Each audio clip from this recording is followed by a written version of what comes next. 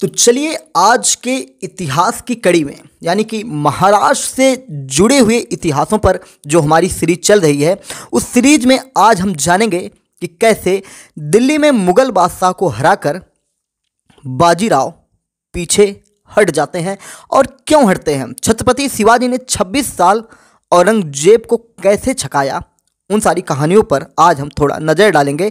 किसके अंतर्गत हम डालेंगे महाराष्ट्र की कहानी और महाराष्ट्र के इतिहास के मद्देनजर। बात करेंगे 28 मार्च 1737 की। जगह थी मुगलों की राजधानी दिल्ली। पेशवा बाजीराव की सेना ने मुगल बादशाह मोहम्मद शाह के महल से सिर्फ 4 कोस दूर कालकाजी मंदिर के पास ताल कटोरा के मैदान में डेरा डाल दिया। दिल्ली को कब्जे में लेकर बाजीराव ने बादशाह के पास एक संदेश भिजवाया। मैं आपके दरवाजे से कुछ मील की दूरी पर हूं, अगर अपने सैनिकों को आज्ञा दे दूं तो वह एक झटके में शाही महल पर कब्जा कर लेंगे। चलिए मिलकर शांति का रास्ता निकाला जाए, वरना जिम्मेदारी आपकी होगी। ये संदेशा था या एक कहीं ना कहीं चतुराई थी, वो तो आपको आगे पता चलने वाली है। महल में बैठे बादशाह ने बाहर हो रही जंग का हाल पूछा तो जवाब मिला, बाजीराव ने आग और पानी के जिन्नों को काबू में कर रखा है। बादशाह ने यमुना के रास्ते भागने के लिए महल के नीचे नावें मंगवा ली, लेकिन तभी आगे बढ़ने की बजाय बाजीराव पीछे हटे और राजपूताना इलाकों से होते हुए अजमेर चले गए। इन्हीं पेशवा पर बाजीराव मस्तानी फिल्म भी बनी है, जिसमें आपने देखा था किस प्रकार से उसमें चरित्र चित्रण किया गया है बाजीराव के बारे में। 1630 ईस्वी में शाहजी और जीजाबाई को सिवनेर के किले में एक बेटा हुआ। नाम रखा गया शिवाजी। शिवाजी के पिता शाहजी निजाम के अधीन पूना के एक छोटे जागीरदार थे। 1630 से 1636 तक शाहजी युद्धों में व्यस्त रहने के चलते घर से दूर रहे। शिवाजी की परवरिश दादोजी कोंडदेव और माँ जीजाबाई की देखरेख में हुई। हालांकि इतिहासकार जदुनाथ सरकार कहते हैं कि शाहजी जीजाबाई से अलग होकर तुकाबाई मोहिते के साथ रहने चले गए थे। तुकाबाई और शाहजी का भी एक बेटा हुआ, वेंकोजी। सिवनेर का किला मुगलों के कब्जे में चला गया तो जीजाबाई और दादोजी शिवाजी को लेकर पुणे चले गए। शिवाजी ने महज 16 साल की उम्र में बाजी पासलकर, तानाजी मालूसरे और ऐसाजी कंक जैसे लोगों के साथ आदिल शाह के अधीन आने वाले पुणे का तोरण किला जीत लिया। 1646 में दादोजी का निधन हुआ तो छत्रपति शिवाजी ने पिता की जमींदारी पूरी तरह संभाल ली। उन्होंने तोरण के पास एक और किला बनवाया और इसका नाम राजगढ़ रखा। इसके बाद शिवाजी का विजय अभियान शुरू हुआ। उन्होंने चाकन, पुरंदर और कोंडाना के किलों पर कब्जा किया। पुणे के आसपास की सह्याद्री पर्वतमाला उनके कब्जे में आ चुकी थी। इसके बाद ठाणे के तटीय इलाके पर काबिज मुल्ला अहमद को हराया। उत्तरी इलाके में महुली का किला, कोंकण और रायरी का किला जीता। रायरी को ही बाद में रायगढ़ कहा गया, जो शिवाजी की राजधानी बना। छत्रपति शिवाजी के अभियानों के चलते आदिल शाह ने उनके पिता शाहजी को गिरफ्तार तक कर लिया, लेकिन शिवाजी नहीं रुके। नवंबर 1656 में आदिल शाह की मौत के बाद 18 साल का अली बीजापुर का सुल्तान बना था। सल्तनत का सबसे बड़ा कमांडर था अफजल खान। 7 फुट का अफजल अभी तक किसी से हारा नहीं था। सुल्तान के आदेश पर अफजल खान 20,000 घुड़सवार लेकर शिवाजी से जंग करने निकला।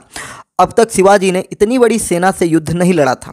उनको पता था कि सीधी लड़ाई में अफजल का मुकाबला मुश्किल होगा, इसलिए वे अपनी सेना सहित प्रतापगढ़ के किले में घुस गए। लड़ाई कई दिन अटकी रही तो संधि का रास्ता खुला। आखिरकार 10 नवंबर 1659 के दिन शिवाजी और अफजल खान की मुलाकात हुई। मराठा इतिहासकार कहते हैं कि अफजल ने शिवाजी से आदिल शाही अधीनता स्वीकारने की बात कही और आगे बढ़कर शिवाजी को गले लगाना चाहा। गले लगते ही उसने खंजर से शिवाजी की पीठ पर वार किया। छत्रपति शिवाजी तो वार से बच गए, लेकिन उन्होंने बाघनक यानी कि हाथ में पहना जाने वाला पंजे जैसा हथियार निकालकर अफजल के पेट पर वार कर दिया। घायल अफजल भागा तो शिवाजी के एक साथी ने उसका सिर कलम कर दिया। पहला हमला शिवाजी ने किया या अफजल ने, इस पर इतिहासकारों में आज भी मतभेद बना हुआ है। अफजल की मौत के बाद शिवाजी के लोगों ने 3 घंटे में अफजल के 3000 सैनिकों को मार डाला। अफजल की मौत के बाद आदिल शाही कमजोर पड़ गई। शिवाजी ने बिना समय गंवाए फरवरी 1660 तक कोंकण और कोल्हापुर के कई इलाके कब्जा किए। इस बीच मुगल बादशाह औरंगजेब की निगाह शिवाजी पर बनी रही। उसने अपने मामा शाइस्ता खान को शिवाजी पर हमले के लिए अहमदनगर से पुणे भेजा। शाइस्ता भी शिवाजी को हराने में सफल नहीं हुआ। 1664 में शाइस्ता को पुणे छोड़ना पड़ा। जब छत्रपति शिवाजी ने अहमदनगर का किला लूटा तो औरंगजेब ने शिवाजी से लड़ने के लिए जय सिंह को भेजा। जय सिंह 14,000 सैनिकों की फौज लेकर 3 मार्च 1665 को दक्कन पहुंचे। पुरंदर के किले और उस्मानाबाद जैसी कई जगहों पर शिवाजी और जय सिंह की सेनाओं ने लड़ाई लड़ी। इस लड़ाई में शिवाजी की हार हुई और उन्हें समर्पण भी करना पड़ा। यह शिवाजी की पहली और आखिरी हार थी। समझौते के तहत उन्हें पुरंदर सहित अपने जीते हुए 25 में से 23 किले मुगलों को देने पड़े और साथ ही यह वादा करना पड़ा कि उनके बेटे संभाजी मुगलों की सेना में सेवा देते रहेंगे। 12 मई 1666 को छत्रपति शिवाजी को बेटे संभाजी के साथ औरंगजेब के दरबार में पेश होना पड़ा, जहां उन्हें अपमानित करने के बाद नज़रबंद कर दिया गया। किसी तरह 20 अगस्त 1660 को फलों की टोकरी में बैठकर शिवाजी दक्कन भाग निकलते हैं। करीब 2 साल तक शांत रहने के बाद जनवरी 1670 में शिवाजी ने फिर मुगलों के साथ युद्ध छेड़ दिया। उन्होंने पुणे के पास कोंडाना के इलाके पर कब्जा किया। हालांकि इस युद्ध में शिवाजी के खास साथी तानाजी मालसुरेन मारे गए। अगले कुछ महीनों में छत्रपति शिवाजी ने वह इलाके वापस पा लिए जो उन्हें पुरंदर की संधि में मुगलों को सौंपने पड़े थे। अब तक मुगल शिवाजी को दक्कन की सल्तनतों के बराबर भी नहीं आंकते थे। उन्हें महज एक जागीरदार की तरह देखते थे। कई मराठा भी शिवाजी के भोंसले वंश के खिलाफ थे। छत्रपति शिवाजी ने 6 जून 1674 को अपनी ताजपोशी तय की। ब्रिटिश, डच और पुर्तगाली अधिकारियों सहित हजारों लोग इस समारोह में आमंत्रित किए गए। रायगढ़ को शिवाजी ने अपनी राजधानी चुना और 5 दिन के भव्य कार्यक्रम के दौरान शिवाजी का राज्याभिषेक हुआ। डच दस्तावेजों के अनुसार इस कार्यक्रम में 52 लाख हूण खर्च हुए। नवंबर 1678 में शिवाजी को एक बड़ा झटका लगा जब उनके बड़े बेटे संभाजी मुगलों के साथ चले गए। फिर दिसंबर 1679 से शिवाजी की सेहत खराब रहने लगी। इसके बाद वह कभी ठीक नहीं हुए। लंबी बीमारी के बाद 5 अप्रैल 1680 को उनका निधन हो जाता है। एक किताब है द रेनेसा स्टेट। ये किताब है, एक पत्रकार थे गिरीश कुबेर, उनकी किताब द रेनेसा स्टेट में लिखा गया है, कई लोग शिवाजी के राज्य को हिंदू राज्य समझते हैं। जिस तरह आज धर्म को देखा जाता है, शिवाजी का राज्य उस तरह का हिंदू राज्य नहीं था, न ही उन्हें संकीर्ण अर्थ में मराठा माना जा सकता है। वह इन सबसे बढ़कर थे। उनके शासन में कई मुसलमान ऊंचे वहदों पर पड़े थे, उनको स्थान दिया गया था। सेना में 700 से ज़्यादा पठान थे। उनके निजी रक्षकों में भी एक मुसलमान था। पूरे जीवन में उन्होंने एक मस्जिद नहीं गिराई। मुगल इतिहासकार खफी खान शिवाजी के बड़े आलोचक थे। उन्होंने शिवाजी को नरक का कुत्ता तक कह दिया था। इसके बावजूद खफी खान ने शिवाजी की तारीफ में लिखा था कि अगर कभी शिवाजी के हाथों में कुरान पड़ जाती तो वे उसे श्रद्धा सम्मान के साथ रखते और अपने मुस्लिम सेवकों को दे देते। यानी कि जैसे आपने इतिहास में देखा होगा कि जो मुगल शासक या मुस्लिम शासक थे वो हिंदू धर्म ग्रंथों, हिंदू जो देवी देवताओं की मूर्तियाँ थी उनको तोड़ना, मंदिरों को तोड़ना, ये सारी चीज़ें आप इतिहास में लगातार पढ़ते आएंगे। और अभी हाल ही में आपने देखा होगा कि किस प्रकार से मथुरा में मंदिर की खुदाई उदाई को लेकर कोर्ट में, हाई कोर्ट में कुछ मामला चल रहा था।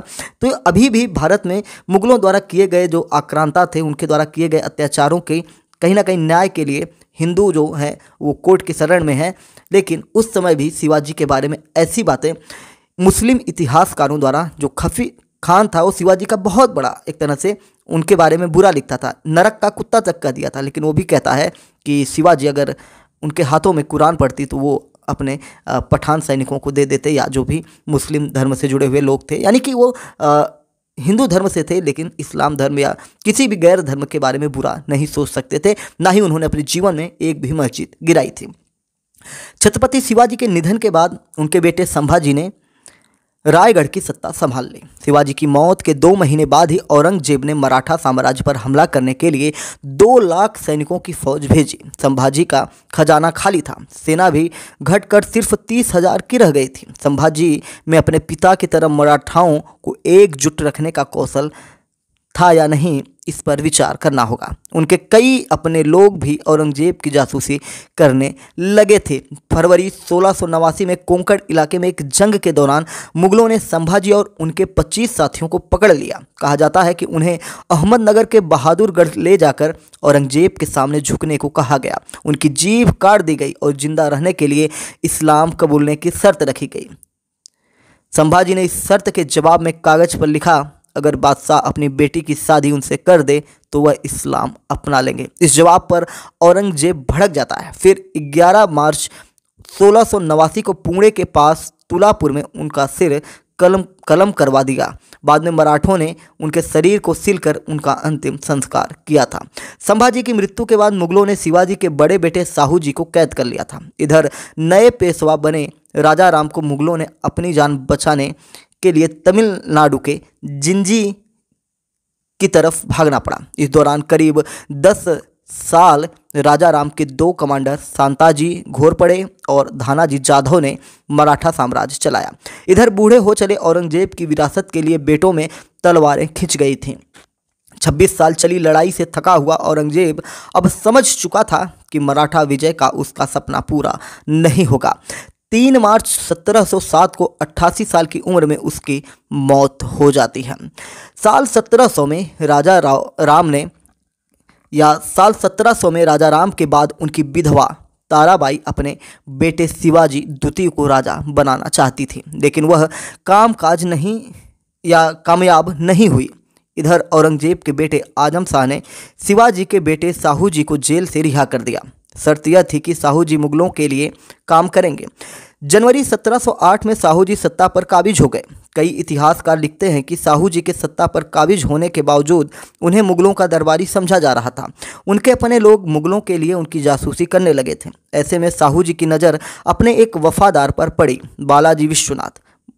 मूल रूप से कोंकण के रहने वाले बालाजी कभी क्लर्क की नौकरी किया करते थे। कूटनीति में माहिर और विनम्र स्वभाव वाले बालाजी को अगस्त 1711 में सेना बढ़ाने का जिम्मा मिला और 16 नवंबर को साहू जी ने उन्हें पेशवा यानी प्रधानमंत्री बना दिया।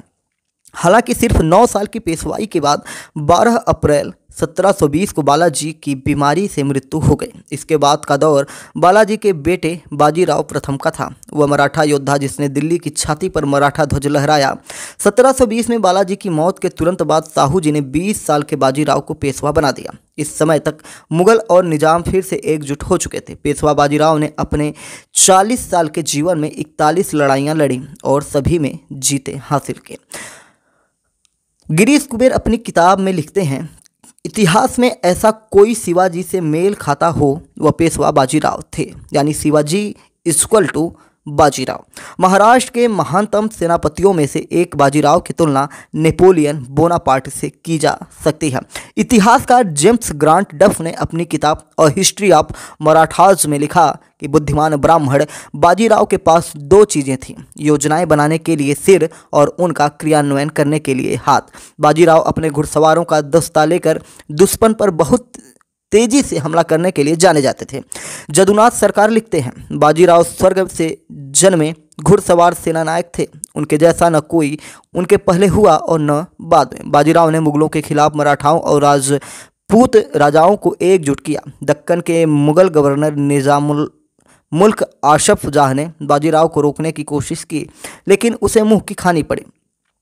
बाजीराव ने मुगलों के खिलाफ लड़ाई में कई दूसरे शासकों की मदद की। मिसाल के लिए बुंदेलखंड के महाराजा छत्रसाल, मुगलों ने उन्हें परिवार सहित कैद कर लिया था।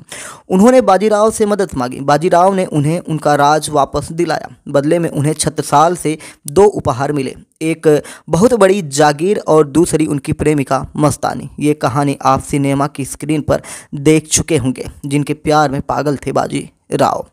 बुंदेलखंड अभियान के बाद बाजीराव की पहचान एक महान योद्धा की बन चुकी थी। 12 नवंबर 1736 को बाजीराव ने 50,000 घुड़सवारों के साथ पुणे से दिल्ली की तरफ कूच किया। 10 दिन तक बाजीराव के घोड़ों की टॉप नहीं थमी और 22 तारीख को मल्हार राव होलकर और पीलाजी जाधव की अगुवाई में मराठा सेना आगरा के पास तक पहुंच चुकी थी। घबराए मुगल बादशाह मोहम्मद शाह ने अवध के गवर्नर सादत अली खान को मराठों को रोकने भेजा। सादत की करीब 1 लाख सैनिकों की फौज ने होलकर को एक हद तक पीछे धकेल दिया। सादत को जीत महसूस हुई तो उसने सोचा अब बाजीराव दिल्ली के अपने अभियान के बारे में दोबारा सोचेंगे। मुगल कैंप में जश्न मनाया जाने लगा। इधर बाजीराव ने अपनी योजना बदली, लेकिन इस तरह की अगले 4 दिन में वह सेना लेकर दिल्ली के अंदर दाखिल हो गए। क्या बाजीराव सच में दिल्ली तक आ पहुंचा है? इस सवाल का जवाब ढूंढने बादशाह ने भिखारी के भेष में अपना एक गुप्तचर भेजा। उसने बादशाह के आगे भीख में मिला अनाज, कुछ रोटियां और लाल मिर्च की गांठें बिखेर दी। अब कुछ कहने की जरूरत नहीं थी। मोहम्मद शाह समझ गया कि मराठे दिल्ली पहुंच गए। पिछले 20 साल के युद्धों में पेशवा की सेना की यही खुराक हुआ करती थी। बादशाह ने दिल्ली के कमांडर अमीर खां को 12,000 की घुड़सवार सेना और तोपें लेकर बाजीराव से लड़ने भेजा। अमीर खां का सरदार मीर हसन कोका आगे बढ़ा, लेकिन मराठों की तलवारों से घायल हो गया। वह इतना डर गया था कि अपने चेहरे पर खुद धूल मल ली। मैदान जंग में उसे उसके साथियों ने बुलाया तो वह बोला, मुझे कोका मत बुलाओ, मराठों ने पहचान लिया तो जान से मार देंगे। बाजीराव के लिए अब शाही महल को कब्जे में लेना घंटों का भी खेल नहीं बचा था। फिर बाजीराव ने शाही महल पर हमला क्यों नहीं किया, इसका ब्यौरा उनके छोटे भाई चीमाजी को लिखे गए पत्रों से मिलता है। असल में बाजीराव नहीं चाहते थे कि दिल्ली में लूटपाट हो। उनकी राजधानी पुणे थी, उन्हें दिल्ली पर शासन नहीं करना था। पेशवा को यह भी मालूम था कि सादत खां और खान ए दौरा की सेना पूरी मजबूती से दिल्ली पहुंचने वाली थी। पुणे से इतनी दूर और सेना बुलाते तो दक्कन में निजामुल मुल्क रोड़ा अटका सकता था। चीमाजी उसे रोकने के लिए एक बड़ी सेना लेकर दक्कन में रुके हुए थे। बाजीराव ने चीमाजी को पत्र लिखा, अगर निजाम नर्मदा पार करने की कोशिश करे तो आगे बढ़कर उस पर नकेल डाल देना। गिरीश कुबेर के मुताबिक बाजीराव के पीछे हटने की दूसरी वजह साहू जी का आदेश था। साहू जी के मन में मोहम्मद शाह के लिए एक नरम दिली थी, क्योंकि दिल्ली में कैद के दौरान औरंगजेब की दूसरी बेटी जीनत उन निसा ने उनका पालन पोषण किया था। साहू जी उन्हें माँ और उनके भाइयों को मामा मानते थे। इस सहानुभूति के चलते साहू जी ने बाजीराव को मोहम्मद शाह पर हमला करने से मना कर दिया था। हालांकि दिसंबर 1737 में बादशाह की मिन्नत पर निजाम बाजीराव से लड़ने भोपाल पहुंचा। भोपाल के किले में सेना लेकर डेरा डाले निजाम को बाजीराव ने बाहर नहीं आने दिया। उसकी रसद जाने के रास्ते बंद कर दिए। बाजीराव अपने एक पत्र में लिखते हैं, निजाम एक अनुभवी योद्धा है, उसकी सेना मजबूत है, मजबूत आर्टिलरी उसके पास है। मुझे समझ नहीं आता कि उसने किले में बंद होकर खुद को मुश्किल में क्यों डाला हुआ है।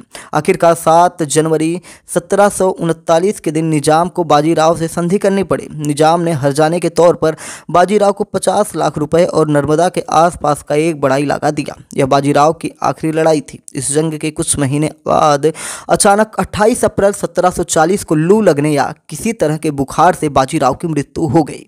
बाजीराव के बड़े बेटे बालाजी बाजीराव उर्फ नाना साहेब अगले पेशवा बने। उन्हें सत्ता के लिए साहू जी के वंश के दावेदारों से संघर्ष भी करना पड़ा। नाना साहेब राजपूत राजाओं को भी एकजुट नहीं रख पाए। इन समस्याओं के बीच उन्हें 2 साल तक एक बड़ा युद्ध अफगान शासक अहमद शाह अब्दाली से लड़ना पड़ा। 14 जनवरी 1761 को पानीपत की लड़ाई में नाना साहेब के सेनापति सदाशिवराव भाऊ और चीमाजी अप्पा की हार हुई। ये हार इतनी बड़ी थी कि मराठा साम्राज्य फिर कभी इससे उबर नहीं पाया। जंग में करीब 40,000 मराठा सैनिक मारे गए थे। 23 जून 1761 को पुणे में नाना साहेब की मृत्यु हो गई।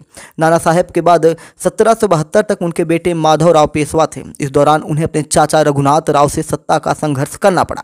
1772 में सिर्फ 27 साल की उम्र में माधवराव की मृत्यु हो गई। माधवराव के बाद नाना साहेब के तीसरे बेटे नारायण राव गद्दी पर बैठे। 1774 में पुणे के पेशवाओं के महल शनिवारवाड़ा में चाचा रघुनाथ राव ने उनकी बेरहमी से हत्या कर दी। रघुनाथ राव आखिरकार कुछ समय के लिए पेशवा बने भी, लेकिन विद्रोह के चलते उन्हें गद्दी से उतरना पड़ा और नारायण राव के सिर्फ 40 दिन के बेटे सवाई माधवराव अगले पेशवा बने। ऐसे में सदाशिवराव के वफादार रहे नाना फडणवीस ने सत्ता चलाई। इधर अंग्रेजों की नज़र लगातार पुणे और पेशवाओं के बाकी इलाकों पर थी। रघुनाथ राव ने अंग्रेजों के साथ मिलकर पुणे पर कब्जा करने की कोशिश की, लेकिन नाना ने पहले संधि का रास्ता निकाला और फिर 1779 में सीधी लड़ाई में अंग्रेजों को मात दी। सवाई माधवराव नाना के हाथों की कठपुतली बने हुए थे। निराश होकर 1795 में 21 साल की उम्र में उन्होंने आत्महत्या कर ली। 1800 में नाना की मृत्यु तक मराठा साम्राज्य का पतन हो चुका था। हालांकि कुछ छोटी छोटी जागीरें अभी कायम थी। अंग्रेजों ने उनमें फूट डालनी शुरू कर दी। 1811 में माउंट स्टुअर्ट एल्फिंस्टन पुणे में ब्रिटिश रेजिडेंट बनकर आया। उसने मराठा साम्राज्य के ताबूत में आखिरी कील ठोकी। रघुनाथ राव के बेटे बाजीराव द्वितीय के हाथों में पेशवाई थी। अंग्रेजों ने दूसरे मराठा सरदारों के साथ उनके मतभेदों का फायदा उठाया। बड़ौदा के गायकवाड़ के साथ पेशवा के बकाया पैसे का विवाद था। एल्फिंस्टन ने इसमें मध्यस्थता की। बातचीत करने पुणे आए गायकवाड़ के प्रतिनिधि गंगाधर शास्त्री को बाजीराव द्वितीय ने मरवा दिया।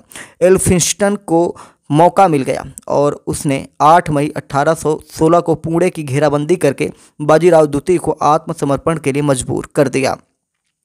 1817 में अंग्रेजों ने पहले से बड़ा हमला किया और आखिरकार 1818 में बाजीराव द्वितीय को गिरफ्तार करके कानपुर के पास बिठूर भेज दिया। इससे तीसरा एंग्लो मराठा युद्ध भी कहा जाता है, जिसके बाद ब्रिटिश सरकार ने पेशवा का पद खत्म करके शनिवारवाड़ा पर यूनियन जैक फहरा दिया था। महाराष्ट्र पूरी तरह से अंग्रेजों के अधीन हो चुका था। महाराष्ट्र की कहानी की सीरीज में नेक्स्ट एपिसोड में हम वो पढ़ेंगे जो आपको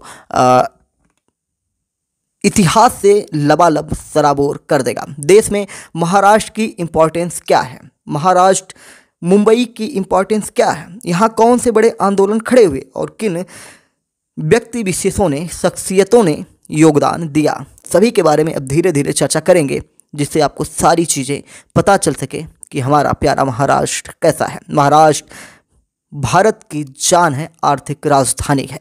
तो चलिए फिर मिलेंगे कल अपनी इसी सीरीज को आगे बढ़ाते हुए। अगर कोई बड़ी अपडेट नहीं हुई, अगर कोई बड़ी अपडेट हुई भारत में या दुनिया में, तो उसको लेंगे, या फिर अगले एपिसोड में हम मुंबई के महानायकों के बारे में जानने की कोशिश करेंगे।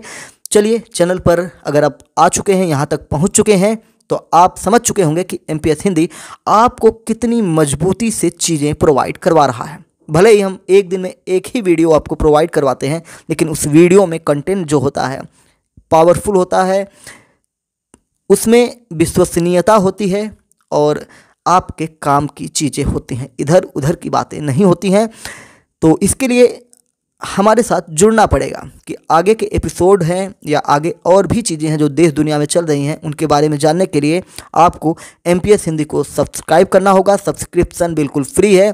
उसको दबाने में आपको 0.910 सेकेंड लगता है, 9 से 10 सेकेंड लगते हैं, वो भी 0.0, यानी कि आपको 1 सेकेंड भी नहीं लगता है उसको दबाने में। उसको दबाइए, बेल आइकन को दबाइए, और अगर ये सब चीज़ें आप कर चुके हैं तो अपने दोस्तों में ये वीडियो शेयर करिए, उन्हें भी बताइए अपने देश के रणबांकुरों के बारे में।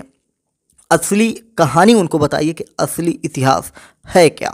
MPS हिंदी आपका फिर से एक बार स्वागत करता है और अपने विचारों को कमेंट बॉक्स में डालिए और MPS हिंदी को सब्सक्राइब करिए। फिर से कहेंगे कि अपने दोस्तों में इस वीडियो को शेयर जरूर करिए। जय नमस्कार, भारत माता की जय। प्लेलिस्ट बनी हुई है जिसमें कश्मीर की कहानी, हरियाणा की कहानी, भारत की महाराष्ट्र की कहानी, साथ ही साथ भारत के प्रधानमंत्री, अयोध्या जो पूरा मामला है राम मंदिर का, उससे जुड़े सारे इतिहास की कहानियाँ, सब कुछ आपको प्लेलिस्ट में मिलेगी। बाकी डेली अपडेट्स आपको रोजाना करंट अफेयर की मिलती है।